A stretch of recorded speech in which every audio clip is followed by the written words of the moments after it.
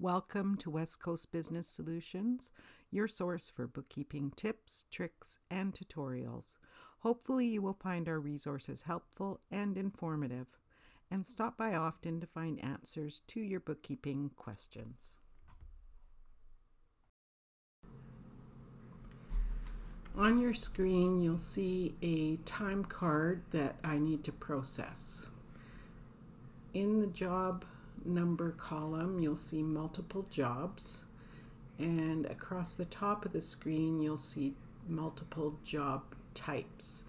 And if you're in a payroll department, I am guessing you can imagine this would be a huge project to try to summarize all of these different variables on one timesheet.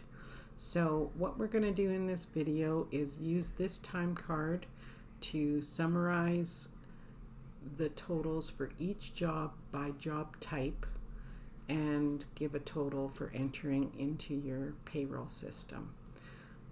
I believe that this saves me a heck of a lot of time, and hopefully it will for you as well.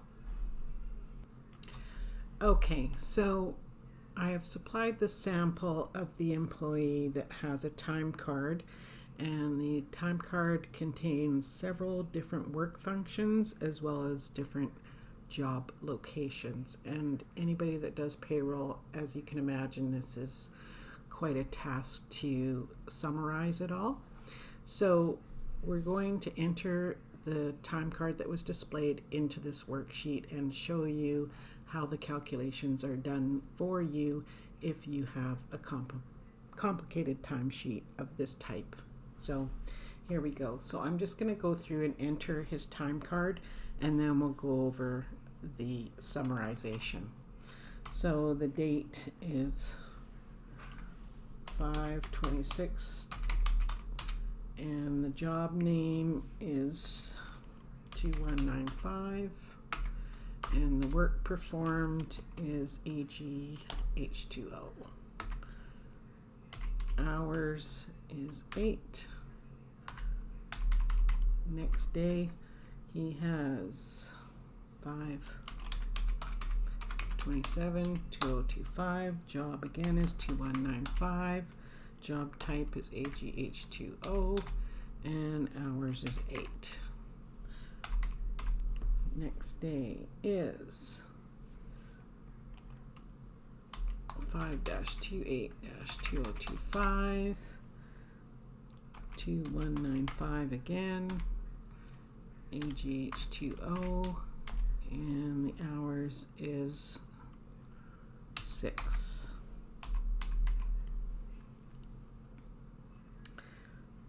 Then we have the 28th again, and we have fixtures.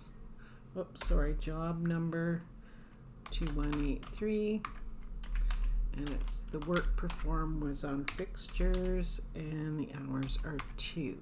So this is where you see on this one day, May 28th, he worked at 2 different jobs and did 2 different job types. So 6 hours at one job doing a job type, and 2 hours at another job doing a different job type. So this is where it gets difficult to summarize the hours for the payroll. Okay, so we have 5/29, and the job number 2195, AGH2O, and it's 8 hours. Then 5/30,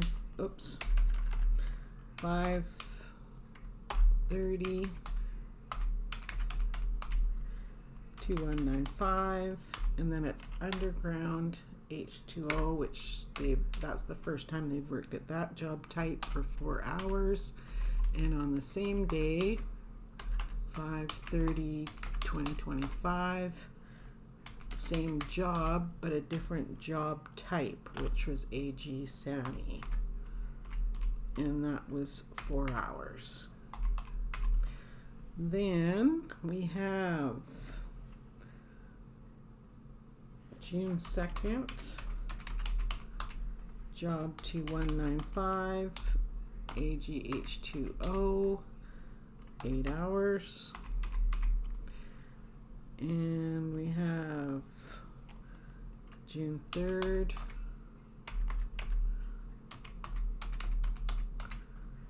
$2195, AGH2O, and 4 hours. Then we have June 3rd again, and he was at a different location.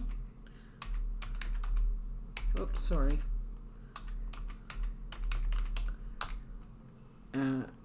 2186 was the job, and he was doing AG Sani, and that was for 2 hours. And then another job on June 3rd,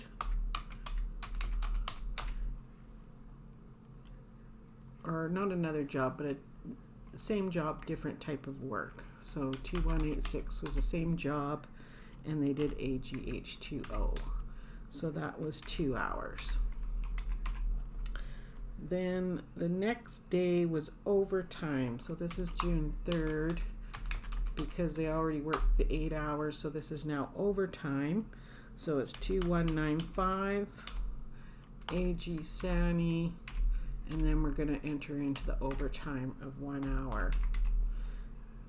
Then again on June 3rd, 2195, AGH2O, and another hour of overtime. Then we have June 4th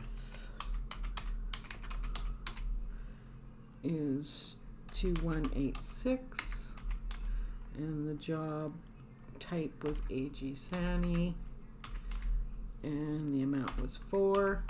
Same day, June 4th, same job, different job type was AGH2O, and it was 4 hours.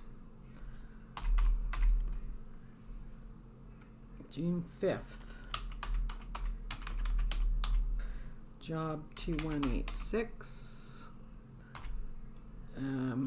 AG Sani, 4 hours, same job, different job task, 2186. So then the other task at that job that day was AGH2O, 4 hours.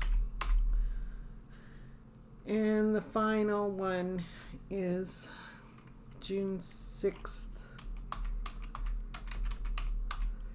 job number 2195, and it was AGH2O for 8 hours. So now that we've finished entering it, you can see what I've done on this worksheet is each column, whatever job they worked at, will give the hours and for the work performed. So at job 2183, he worked 2 hours on fixtures. Job 2186, 10 hours at AGH2O, 10 hours at AG Sani. Job 2195, 51.5 hours at AGH2O, and 5.5 hours at AG Sani, and 4 hours at UGH2O.